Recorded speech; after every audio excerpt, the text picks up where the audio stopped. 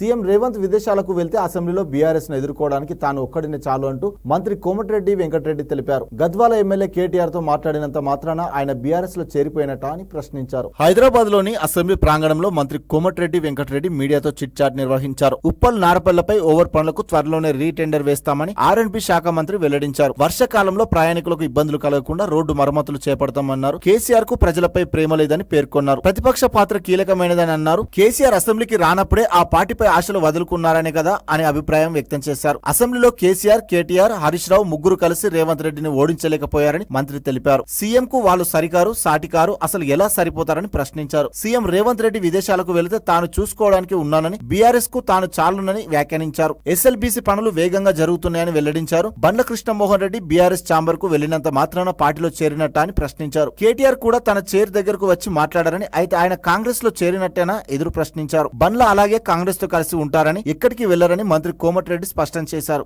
LP విలీనం కంటే ఎక్కువ మంది ఎమ్మెల్యేలు కాంగ్రెస్ లోకి వస్తారని చెప్పారు. త్వరలో ప్రధాని మోదీని కలుస్తానని, రాష్ట్ర రహదారుల కోసం నిధులు అడుగుతానని తెలిపారు. బీఆర్ఎస్ ఎత్తేసిన అన్ని వ్యవసాయ పనిముట్లకు సబ్సిడీ ఇస్తామని మంత్రి కోమటిరెడ్డి వివరించారు.